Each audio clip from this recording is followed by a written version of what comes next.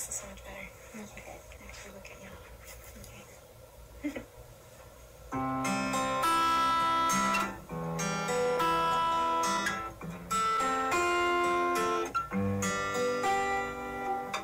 We live so hard for something that brings us happiness. We tend to look outside ourselves and forget what we have within. We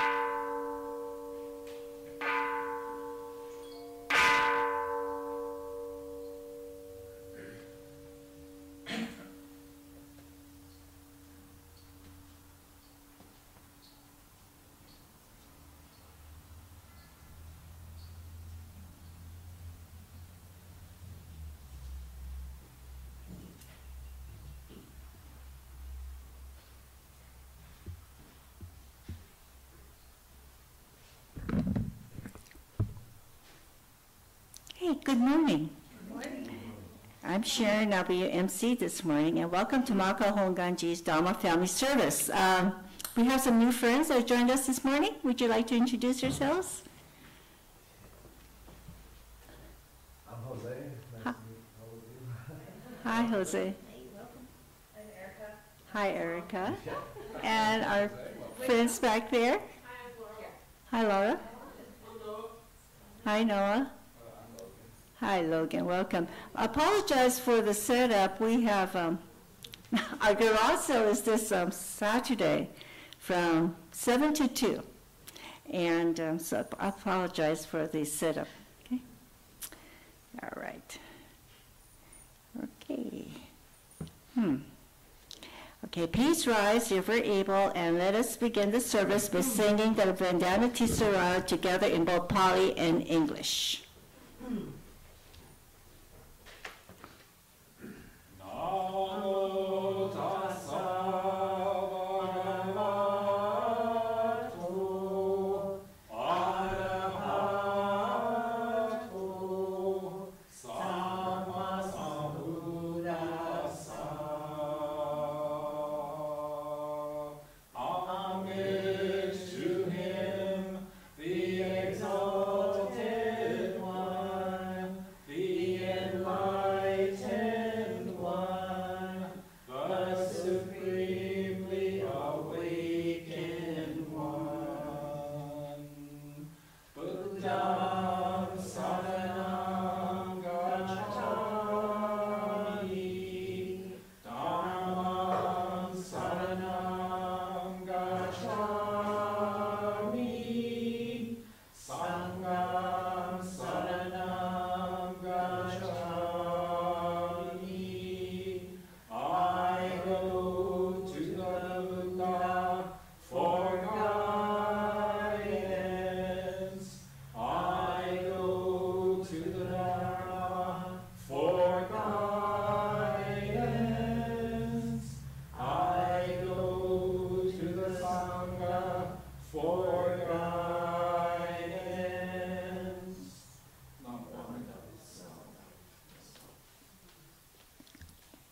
Okay, please be seated. We'll now sing the Gasha with the meter, which will be led by Reverend Carey, and the words will be shown on the screen. Chanting will be followed by quiet meditation. Namo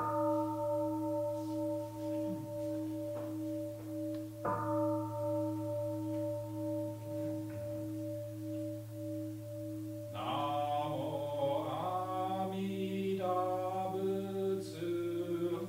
I recite Amida's name with deep joy and gratitude.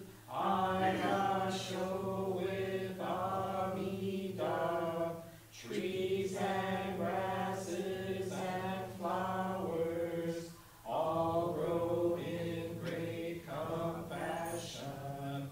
This light shines throughout the world. I show with Amida. Flowers bloom and flowers fall. From the seed sprout new flowers. This is the truth unchanging. I show with Amida. Springtime brings the happy birds. Their songs all praise Amida. I join them in their Butsu. I show with Amida. When I call Amida's name, it's Amida calling me. Buddha's voice, my voice are one. I show with Amida. When I'm lonely, I recite Namo Amida Butsu. Then I feel great compassion. I show with Amida.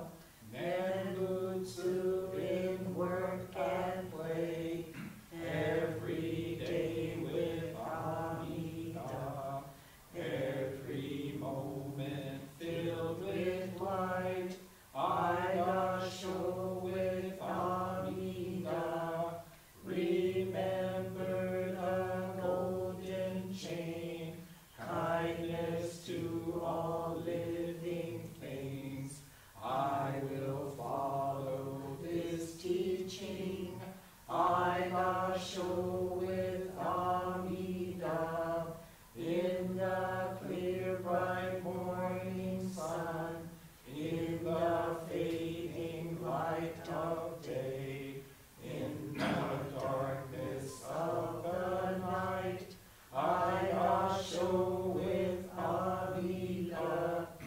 Namo Amida Butsu. I live in great compassion. This great power guides my life. I show with Amida.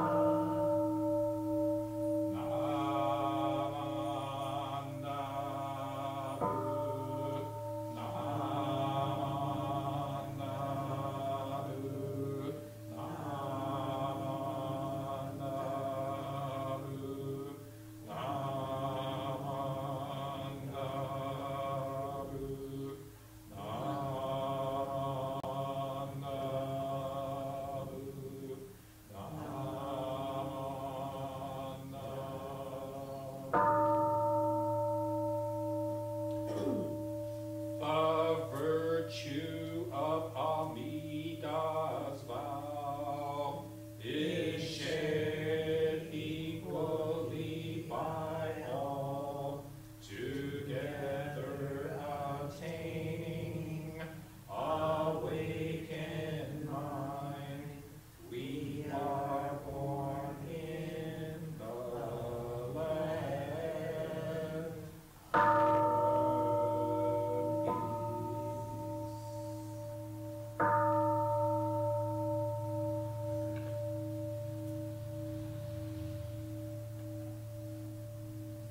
Namanda, it's Namanda, it's Namanda, it's Namanda, it's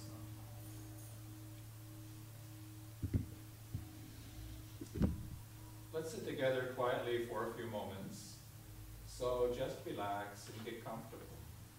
If you're able, sit forward in your seat and place both feet flat on the ground. Now sit up straight, align your head, neck, shoulders, and back in a straight line that goes down to the floor. Place your hands comfortably in your lap. Now close your eyes and just breathe. Breathe in and breathe out. Breathe in and breathe out.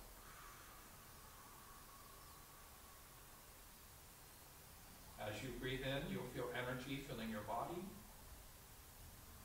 And as you breathe out, any stress or worries in your mind just fade away. Just breathe. The sound of the gong will signal the end of our quiet meditation.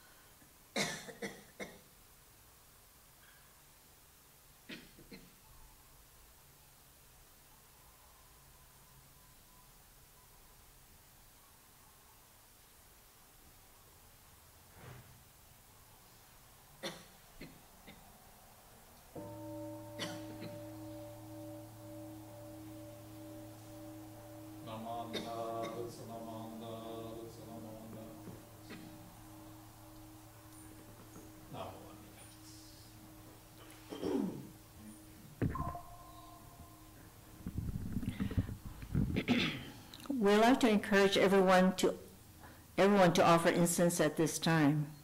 The offering of incense is an ancient ritual. The offering of incense is an ancient rite of purification of mind and body in preparation to hear the Dharma teachings. Offertory or making donations and offerings to the temple is the practice of dana, the first of the 6 paramita perfections in the Mahayana Buddhism.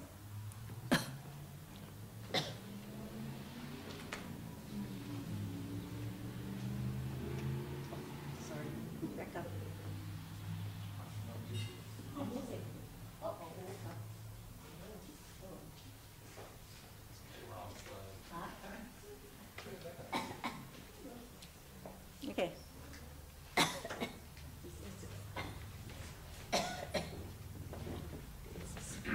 Same problem here. So I think the trade winds away, right? There's like 0 breeze right now.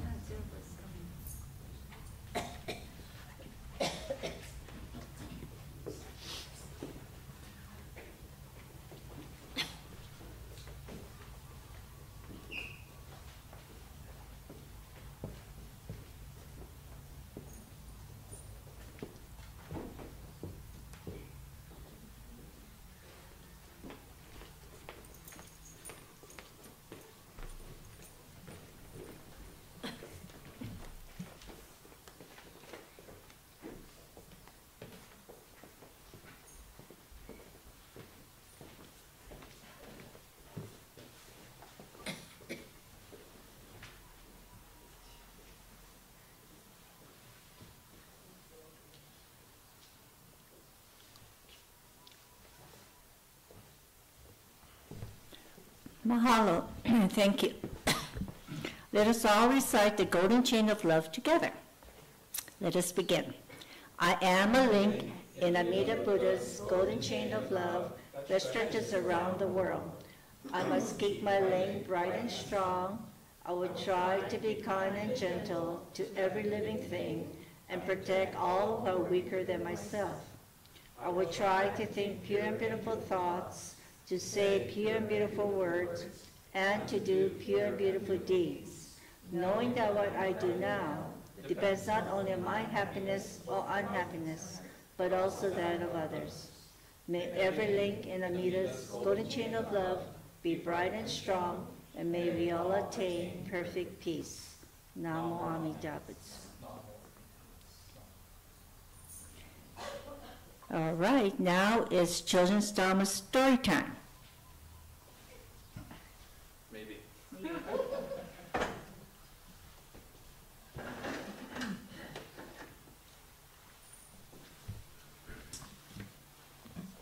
Okay, where are they?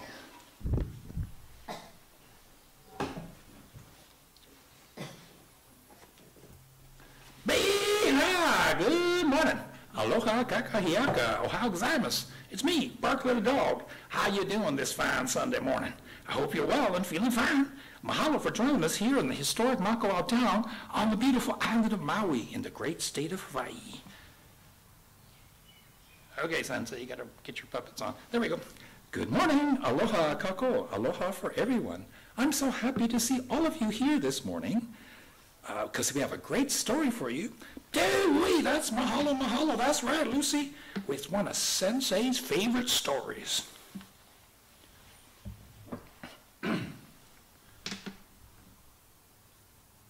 Where are we? We certainly do. Today's story time, brought to you by Auntie Jean H., is The Dinky Donkey by Craig Smith and Katz Cowley. The Dinky Donkey.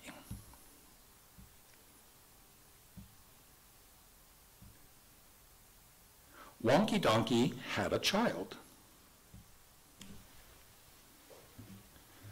It was a little girl. Hee-haw! She was so cute and small. She was a dinky donkey.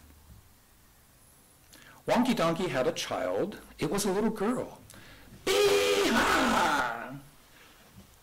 She was so cute and small, and she had beautiful long eyelashes. She was a blinky dinky donkey. Wonky Donkey had a child. It was a little girl. Hee-haw! She was so cute and small. She had beautiful long eyelashes. and she loved to listen to rowdy music. She was a punky, blinky, dinky donkey. Wonky Donkey had a child. It was a little girl. Hee-haw! She was so cute and small. She had beautiful long eyelashes. She loved to listen to rowdy music. And she painted her hooves bright pink. She was an inky, pinky, punky, blinky, dinky donkey. Wonky Donkey had a child. It was a little girl. Hee-haw! She was so cute and small. She had beautiful long eyelashes. She loved to listen to rowdy music, and she painted her hooves bright pink.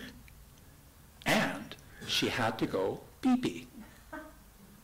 She was a winky, dinky, inky, pinky, punky, blinky, dinky donkey. Wonky Donkey had a child. It was a little girl. Hee-haw! She was so cute and small. She had beautiful long eyelashes. She loved to listen to rowdy music. She painted her hooves bright pink. She had to go pee-pee. And she loved to play the piano. She was a plinky, plonky, winky, dinky, inky, pinky, punky, blinky, dinky donkey. Wonky Donkey had a girl. Had a child. It was a little girl. Bee-ha! She was so cute and small. She had beautiful long eyelashes. She loved to listen to rowdy music. She painted her hooves bright pink. She had to go pee-pee. She loved to play the piano. And she wore wild sunglasses. She was a funky, plinky, plonky, winky, tinky, inky, pinky, punky, blinky, dinky donkey. Wonky Donkey had a child. It was a little girl. Bee-ha! She was so cute and small. She had beautiful long eyelashes. She loved to listen to rowdy music. She painted her hooves bright pink. She had to go pee-pee. She loved to play the piano. She wore wild sunglasses. And she smelt just as bad as her dad. She was a stinky, funky, plinky, plonky, winky, tinky, inky, pinky, punky, blinky, dinky donkey. Okay. Wonky Donkey had a child. It was a little girl. Hee-hee-hee-ha! The end. Okay. Where are we? Wasn't that a great story? Hey, Auntie Jean, what part did you like? The eyelashes. Oh, really? I love that part too. How about you, Barkley? Oh, sorry. Hey, Sensei, you got the same voices I do. I just loved how I got to say hee-haw so much. That was too much fun. That was just cool. How about you, Lucy Ladybug, love of my life? Mahalo. Mahalo for asking, Barkley. I loved how Dinky Donkey does whatever she wants, listening to punk music, wearing funky sunglasses, or painting her hooves pink.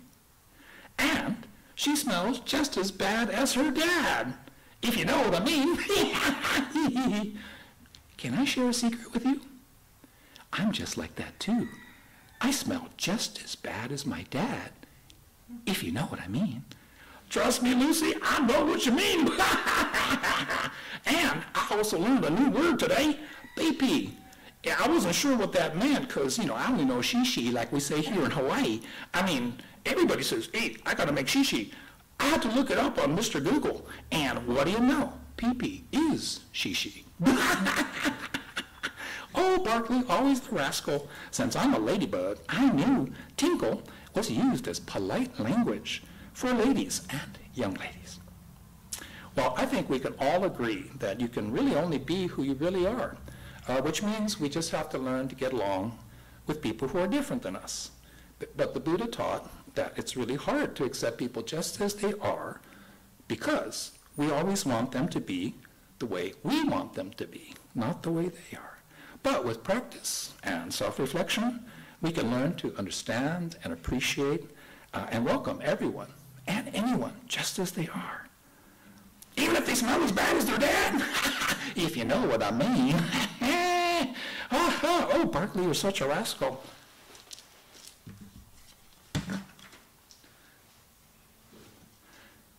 Oops, this is going to be hard.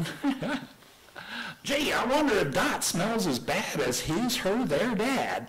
If not, I can certainly teach him, her, them to smell bad, just like me. Barkley the dog. Barkley, the baby can hear you. Don't give him, her, or them any ideas.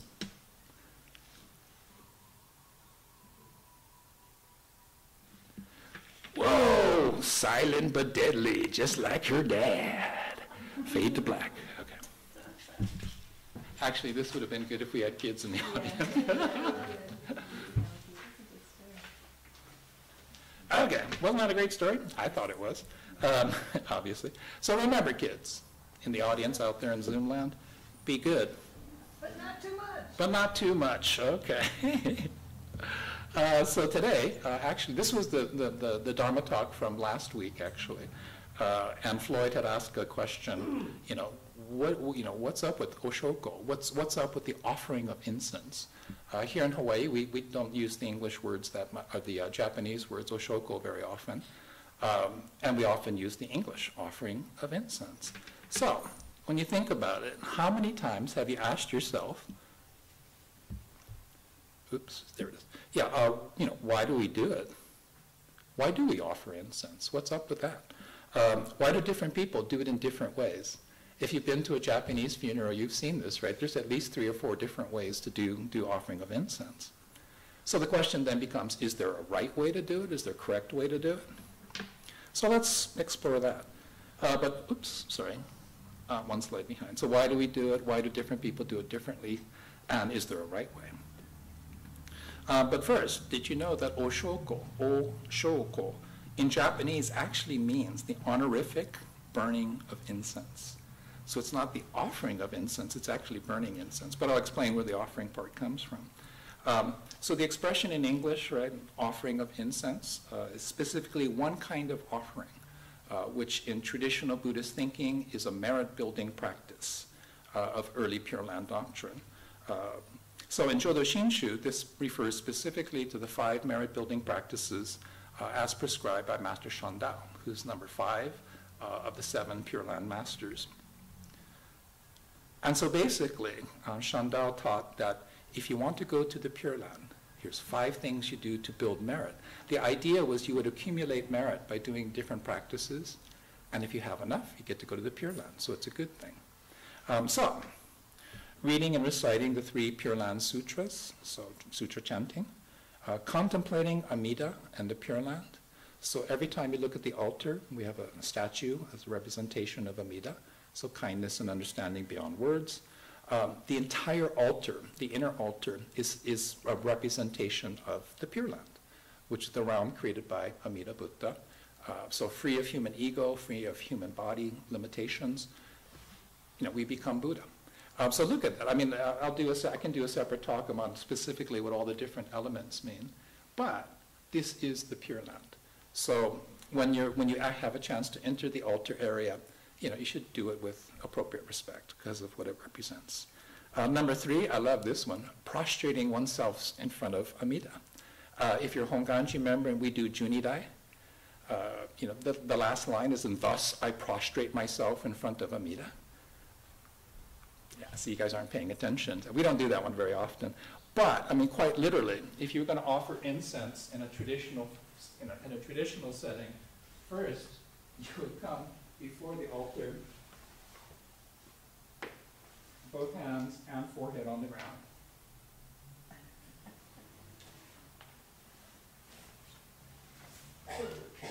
Try not to step on ropes when you do that. And then you do the offering of incense. But it's actually prostrating oneself in front of the Buddha. If you go to India and you go to the Mahabodhi temple, which is the site of enlightenment, you will see Tibetan Buddhists, right, do this 10,000 times. I mean, it's not a joke. I mean, 10,000 is huge, right? Think about that. For most of us, just getting on the ground and then coming back up 10,000 times would kill us. But they have like sliding boards and these things that you hold on to, so they're just, and it's surrounding the whole temple. You just see, hundreds of people doing this. So in comparison, Honganji is easy. You don't have to do that. So let's see. Okay. Number 4, saying the name of Amida, Namo Amida Butsu, Namo Amida Buddha. And number 5, making offerings and praising Amida and the Pure Land, which is what we do in the Sunday service, every Sunday. So the offering of incense is one kind of offering. If you look at the altar, we have other offerings, light, flowers. In a traditional big service, we'd have offerings of fruit and vegetables and sweets and whatever. I like when the kids come, I like to put up bags of potato chips because they're all, hey, look, I want that one. But the idea is that you're making offerings. And by doing so, you build merit, which is why people do these things. And so every Sunday, that's why we do all of the things that we do. It's all part of the 5 practices. Well, we don't actually put our foreheads on the ground. I can teach you how to do it if you like, but it's not necessary. We do it by bowing. Right? We bow our heads a little bit. And that's the equivalent of bowing before the Buddha. So if you want to get to the Pure Land, just come to Sunday service every Sunday. And so, yeah, number 5 obviously is where the idea of offering of incense comes from. But in Jodo Shinshu doctrine, in the Honganji tradition, the offering of incense is not a prayer. It's not a petitionary prayer. We're not asking Amida Buddha to give us anything. So if you went, you offered incense and say, Amida Buddha, let me hit the lottery so I can get $1 billion. It doesn't work that way. Now, the question of do Buddhists pray? Yeah, we pray for world peace. We pray for someone to get better. We're just not praying to a deity and asking for something. So I say, Namo Amida Butsu, give me something. So we don't have a transactional relationship with Amida, put it that way. Although it is kind of funny. Next time you go to Las Vegas, try it, Namo Amida Butsu, cha-ching. If you hit the jackpot, we get 10%. So no. Let's see. Jodo Shinshu, specifically the offering of incense, is an expression of gratitude. It's to say thank you, Amida Buddha, for this day, of this life, this unrepeatable life, for the people in this room, the fact that I have food to eat, the fact that I woke up this morning, right? I have a home to go home to. I got clothes to wear. We don't think about these things very often, but that's what it means. So every time we do this, we're saying thank you, thank you, thank you. It is an acceptance of our very humanness. I mean, if we were, superior human being, we'd all be Buddhas. You wouldn't have to sit in the audience listening to me. I wouldn't be here talking about stuff. I would be a Buddha. Unfortunately, my ego's too big. I'll never become Buddha on my own. If you'd like to try, we do have a Bodhi tree in the front yard, the big tree right up there. You can sit under there. Historically, the Buddha did it for 49 days. So if you're going to do that, let me know so that I don't call the police on you. But it's this idea that we accept. I'm only human. I'm not a Buddha. I'm not Superman. My ego likes to think I'm Superman, but I'm not. It's an acceptance of this. So Americans, we don't like bowing because we associate it with submission. Right? So if the American president goes and meets the emperor of Japan, an American president bowing to the emperor, well, it's just being polite in the local culture, as opposed to, kowtowing. The expression kowtow comes from Chinese.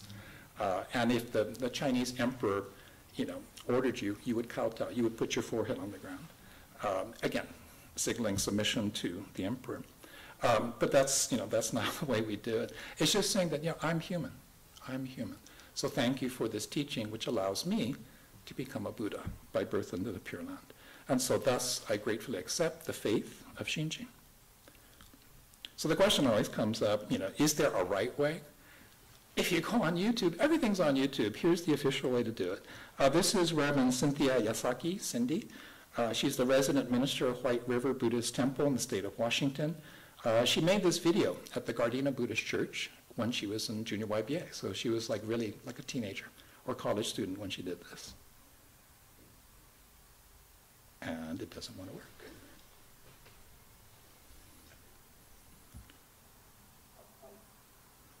Okay. It was just starting. It was just starting. Try it again. Ah, that's right. It's downloading from YouTube, so it takes some time.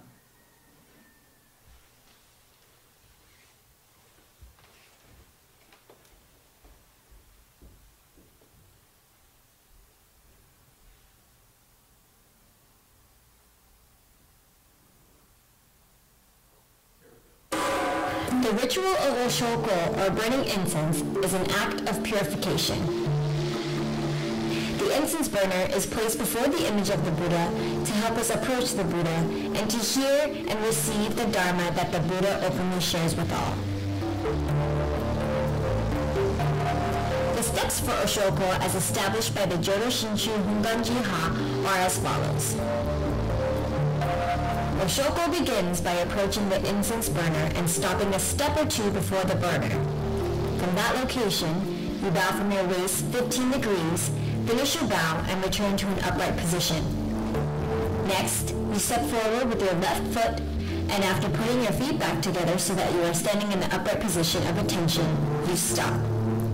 If the lid of the incense caddy is closed, open and place the lid on top of the right edge of the caddy. With the ground incense now exposed, take a pinch and drop it into the incense burner. If you are the last one to burn incense, close the lid of the incense caddy. Next, put your hands together in gassho, or the posture of placing the two palms of your hands along with your nenju, or mindfulness beads, together on your chest at a 45-degree angle. With your hands still in gassho, bow at your waist 45 degrees. After finishing your bow, return to an upright position, place your hands at your sides, then step back with your right foot. Place your feet back together so that you are again at attention, then bow from your waist until you reach 15 degrees and finish your bow by returning to an upright position. The ritual of Oshoko, or burning incense, is an act of purification. Oshoko is to remind us that we need to purify our hearts and minds to receive the truth as it is and to let go of any preconceived notions of the truth.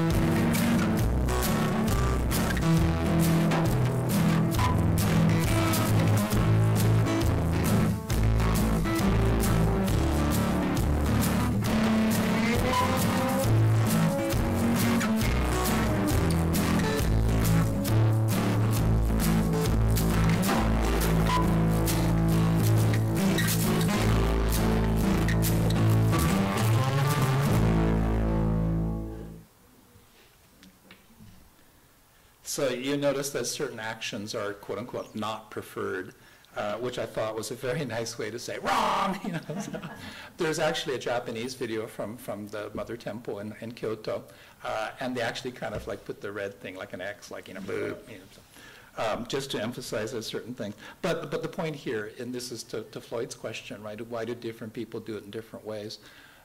There's 84,000 paths to the Dharma. I can think of at least 5 major sects of Japanese Buddhism. Right? So each sect, each school, each tradition has a different way of doing it. So for example, right, you will see people bring the incense to their forehead before they put it onto the charcoals, before they burn it. Okay, so remember that originally the idea of offering incense is merit building. And this is a gesture to say, the merit comes to me. I itadaku, I accept, I gratefully receive the merit of this action. So in other words, you're offering incense to benefit yourself. If you go to Japan, like the big temples there, you'll see people offer incense, and then in front of the incense burner where the big smoke is coming out, they'll come, we don't have too much smoke, but, and take the smoke and put it on your head. So if you're a college student preparing for your entrance exams, make my head better so I pass the test. If I have a bad neck, so the merit of offering incense, please make my neck better. And you see stuff like this. Some schools, right, 3 times. Right, so you might offer incense 3 times. You'll see people bring up to the head. So, I mean, the basic idea, if 1 time is good, 3 times better. Very practical. In Chinese tradition, the incense is consumed by the spirits of our ancestors. So if you don't want uncle's, hungry ghosts hanging around your house, maybe you should feed the ghost 3 times. I've actually heard this, that the more you do it, the more you appease the spirits. That's not Hongganji tradition, but the Chinese tradition comes from that. Another explanation I heard was that it's for the 3 treasures, right? So 1 for the Buddha, 1 for the Dharma, 1 for the Sangha. Thank you, thank you, thank you, like that. Now the joke among Hongganji ministers is, we cheap, so only 1 time. Yeah, and not a fistful, little tiny pinch. They actually prescribe it as the 3 fingers, and just 1 pinch. If there's a charcoal burning in it, you put it on top of there. If it's sticks of incense lying flat, don't put it on the burning part, because it will extinguish it. So put it in the middle, so that when it burns down, then it'll burn the powdered stuff. The idea of purification. So this is fairly coarse powder, the one that we use. We have very finely ground up ones. And you'll see me do this in a very formal ceremony when I'm on the Daibang, that I would take the incense and then anoint my robes, or vestments, I think as it's called in English. So again, think about it. 2,500 years ago in the Buddha's time, hey, no showers. And you get a bunch of people in a small space, chanting and prostrating themselves in front of the Buddha and stuff. You get a little funky. So again, the incense was designed symbolically to purify. Because if you come in with your ego switched on, you can't receive the teaching. So you're saying, I need to free myself, purify myself of my ego. And so that's the 3 times to the forehead. So again, receiving the merits for myself. Yeah, so we're cheap anyway. So the question really comes down to, why do ritual? Ritual has a bad reputation, right? Why do we do it? But think about it. Raise your hand if you brush your teeth before you go to sleep. Is that a healthy habit, or is it a ritual? When you wake up in the morning, the first thing you do, make a cup of coffee. Is that a ritual? Do you go out for a 3-mile walk before you start your day? Is that a ritual, or is that a habit? I don't know. But I say this, in terms of having a personal practice as a Jodo Shinshu Buddhist, this is the only one you have to worry about. This is the only ritual. That's actually, there's a official way to do it, and there's, it's actually quite significant. So cultivating the mindfulness of Amida Buddha in our life, kindness and understanding beyond words, working in our lives, in every moment, every day of an unrepeatable life. So we just acknowledge that, saying thank you, mahalo, mahalo, mahalo. It's a way to become aware of the self. Very broadly in Buddhism, becoming aware of the self is the key practice. So if you're honest with yourself, right, there's 2 basic approaches to offering incense. One is the self-conscious approach, which for some of you, it's your first time doing it. Of course you're going to be self-conscious, because you're thinking, right, am I doing it right? Is anybody looking? Do I look silly? Do I look stupid? Or, what if somebody asked me, how do you do that? Can you teach me how to offer the incense? And because you notice, right, it is actually, there's specific steps you're supposed to be taking. What if somebody asked me why we do it? Right, so being self-conscious while you're doing this thing. Or the opposite approach is me as an ordained priest, and I practice this stuff a lot. You become a show-off, right? So your ego is like, yeah, my Oshoku was good. Oh, their Oshoku looks funny, right? So we put ourselves above the other person. You're doing it wrong, right? How many times do you love to do that? So again, if you're a show-off, if you think you know what you're doing, you want people to be looking at you because it's good. Look, 15 degrees, 45 degrees. I can teach you all the details. Why do you go forward with the left foot, come back with the right foot? We're leaving the world of human suffering, entering the Buddha's world, and when we come back, we're exiting the Buddha's world with the right foot. Right foot is considered, I guess, more pure, and the left foot, the left side represents our humanness. So which one are you? So the whole point, of course, is the ritual of offering incense. It just helps us to become aware of our ego self. So at the end of the service, I encourage everyone to offer incense one more time and see if you feel differently about it. Because it is about perfection of the imperfect. Right? So by perfecting these rituals, if you talk to people who do the tea ceremony, you know, you're perfecting not the ritual, the form is prescribed. You do things in a specific sequence in a certain way. It's perfecting the self. That's why you do tea. That's why you do martial arts. You know, you're not learning to kill other people. You're learning to control yourself. I did Japanese archery when I was a student, and that was the whole point, is that, you know, if you hit the target, you're doing something right. But if you're thinking, I'm going to hit the target, you're going to miss. You know, so you have to, you know, basically clear your mind and just focus on the form. Boom. In theory. I wasn't very good at it. That's why I kept practicing. But it's a recognition of our imperfectness. And then also, think of ritual as a refuge. You know, obviously we're living in a constantly changing, chaotic world. It's filled with distractions and temptations, right, to indulge our self-centered cravings and desires. Are you feeling stressed out? Here, drink this. You know, worried about getting old? You know, the truth of impermanence? Use this shampoo. Shiny and manageable hair. If you're really serious about it, with the Botox treatments and different surgical things they can do, stuff like that. But you think about it, because the Buddha is taught. Right? Born human, our mind and our body is going to decay. It's an aging process. It's going to wear out. We're going to get old. We're going to get sick. And this just this knowledge, right, that eventually me too, I reach the end of my life. It adds to the stress that we feel because of constant change in the real world. But the ritual of offering incense, right, perfecting the imperfect self, it creates a time and a place and the occasion for anchoring yourself in the world of the Nembutsu, the world of Amida Buddha, the world of absolute truth. And when you're embraced by Amida's compassion, you're not getting distracted by the real world of human confusion and delusion.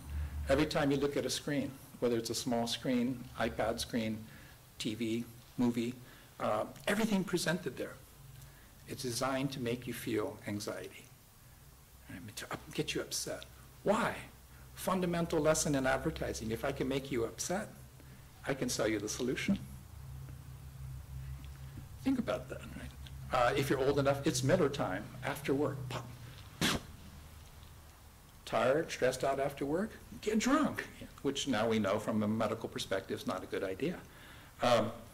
Think of it this way. One of my mentors, the retired Reverend Art Kaufman, he taught me that ritual is what we rely on when we're overwhelmed by change. And we just don't know what else to do. We fall back on ritual. Nam Amida Butsu. He did this in the context of death. You know, so why do you call a priest to come over and chant the sutras that in a language you don't understand?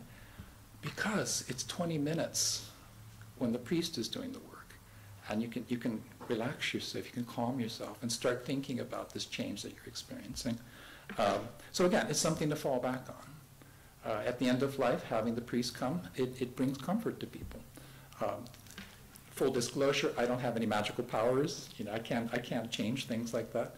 I'm not that kind of priest. But the point just being, by falling back on ritual, there's comfort and familiarity.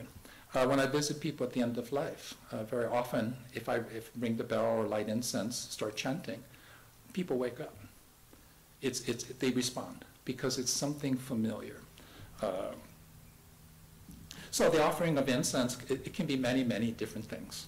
But I urge you to consider it as the opportunity to develop a personal practice. So it represents our aspiration to perfect the imperfect. It's to nurture a sense of gratitude and joy.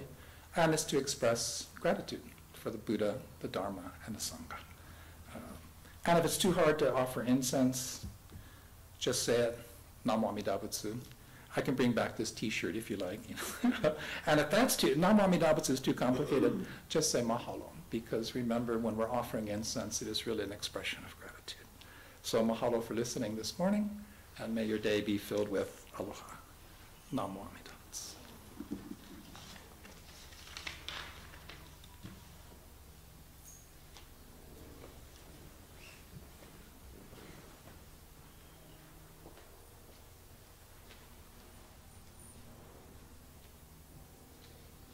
Okay. Where are we? Thank you, Sensei, for sharing the Dharma with us this morning, a very informative one this morning. Okay. We will now chant the Metta Sutta, the Loving Kindness Sutra. May All beings be happy and well. May no harm or difficulties come to them. May they live in peace and harmony. May I be happy and well. May no harm or difficulties come to me. May I live in peace and harmony. May my family be happy and well. May no harm or difficulties come to them. May they live in peace and harmony. May my friends be happy and well. May no harm or difficulties come to them. May they live in peace and harmony.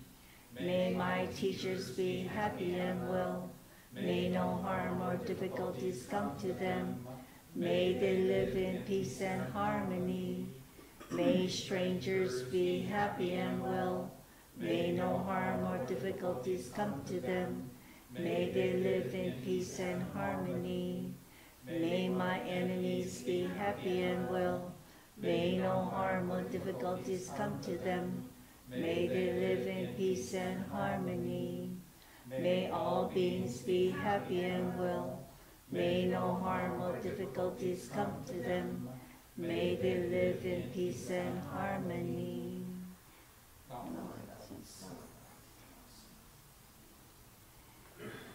Reverend Carey will now lead us in the gratitude meditation.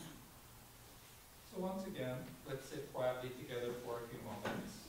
So just relax, get comfortable. If you're able, sit forward in your seat and place both feet flat on the ground. Now sit up straight, align your head, neck, shoulders, and back in a straight line that goes down to the floor. Place your hands comfortably in your lap. Now close your eyes halfway, so you're looking both outwardly and inwardly. And just breathe. Breathe in and breathe out. Breathe in and breathe out. As you breathe in, think of something for which you are grateful. And as you breathe out, just say mahalo. Just say thank you, thank you, thank you. Just breathe. The sound of the gong will signal the end of our quiet meditation.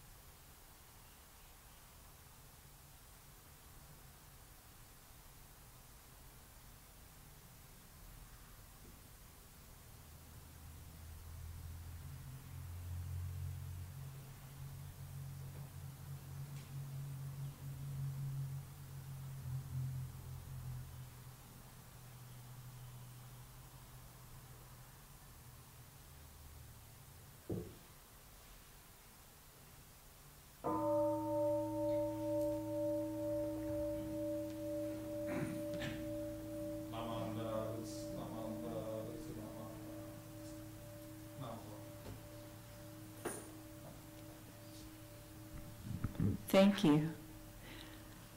Please rise if you're able, and we'll sing the Ondoku song, the hymn of gratitude written by Shinran Shonin, this will be found on the screen.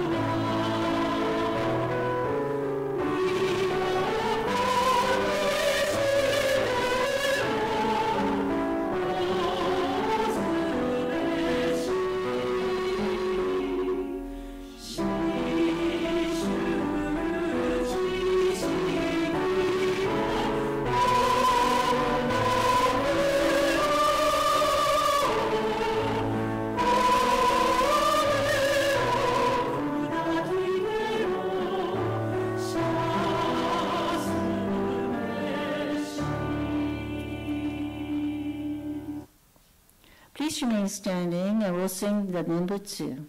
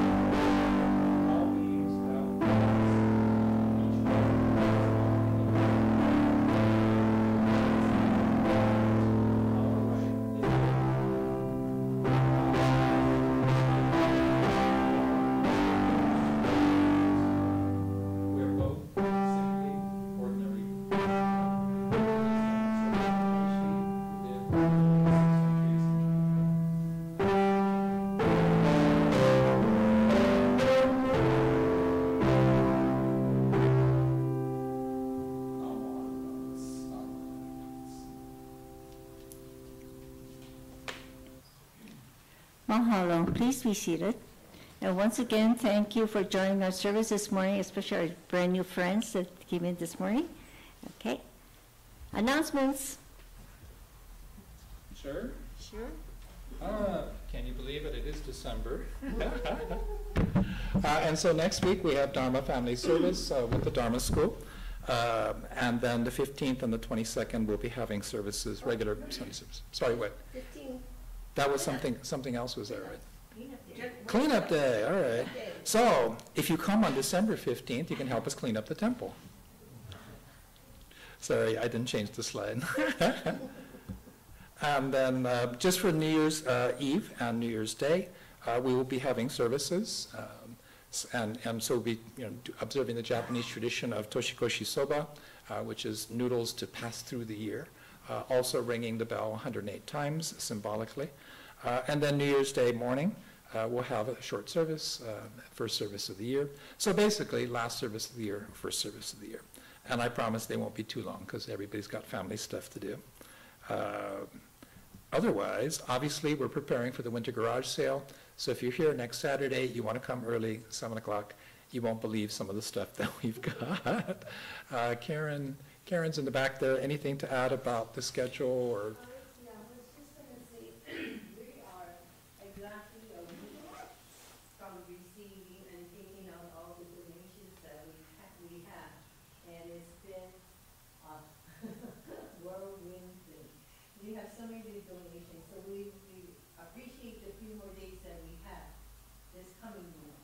And hopefully, if you're a visitor here or you live on Maui, yes, as Sensei has said, our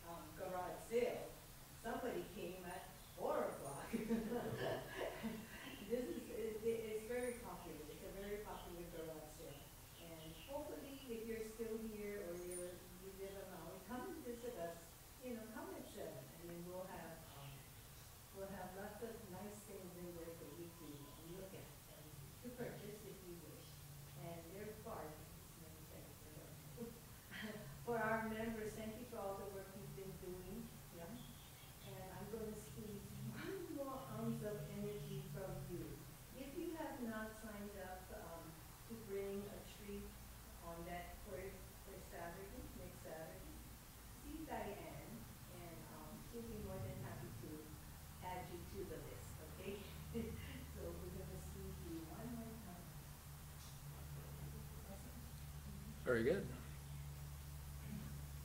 Any other announcements? Nope. Okay. Yeah, so please, that's actually not in the social hall, it'll be over on the corner by the kitchen over there, but please join us for refreshments. You'll find that there's no Honganji events without food or something going on. So I hope to see you up there, and after the service, happy to answer any questions that you might have.